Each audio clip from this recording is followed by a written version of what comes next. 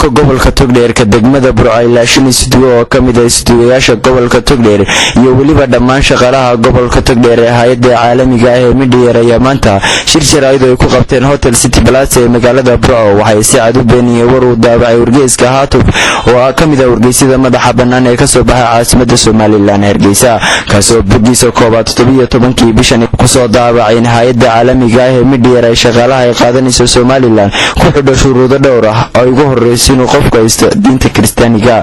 gudoomiyaha gobolka Togdheer Yaasiin Maxamed Cabdi ayaa wax laga xumaado ku tilmaamay waxyaabaha uu sheegay inuu saliya raatoon lahayn oo daabacay wargeyska Haatuf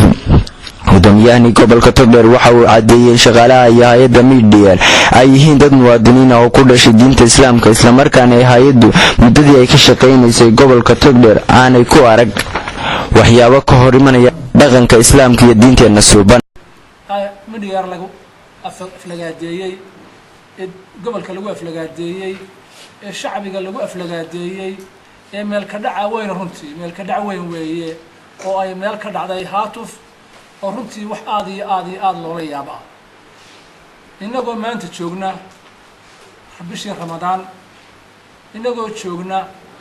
maalmihii khayrka badnaa ee Ilaahay inoogu cadeeyay bisha Ramadaan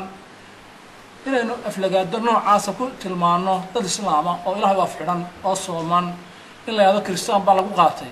waa dambi aad oo jariimad aad u weyn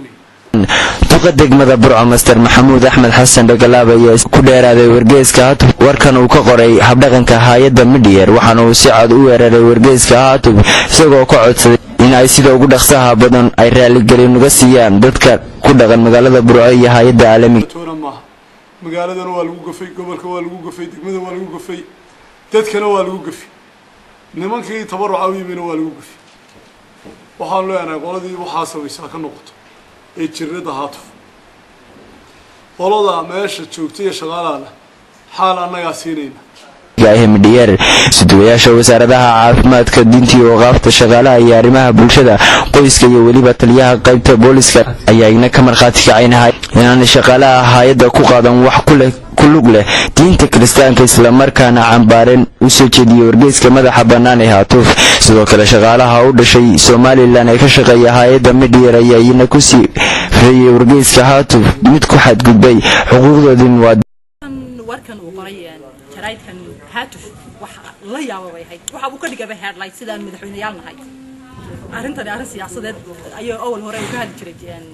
Haatuf oo hadii jiraale been ah inuu anagii nagu soo qayro arrimihii bulshada wax aad laga xumaado weeyaan waxaan aad uga xunahay iyadoo ay bishii Ramadaan tahay oo maalmihii ugu dambeeyay khayrka lahaa tahay inuu anagoo sooman ugu sheego dad Kiristiyaan ama lacag yar darteed Kiristiyaan noqdo 17 bishan ayaa waxa wargeyska Haatuf uu ku eedeeyay hay'adda caalamiga ah ee Midyear ee fadhigeedu yahay magaalada madaxda gobolka Togdheer ee Burco in shaqaalaha xilligan ay qaadanayso ay ku xidhayn yihiin qof haysta diinta Kiristaanka warkaas uu daawacay wargeyska Haatuf ayaa waxa lagu sifayn karaa mid guud ahaanba ay ka biyadideen mas'uuliyiinta heer gobol heer degmo iyo waliba qaar kamid ah bulshada gobolka Togdheer Cabdirasaaq Farax Abdullaahi Absaana Kuruma shabakada caalamiga ah ee Burco online magaalada madaxda gobolka Togdheer ee Burco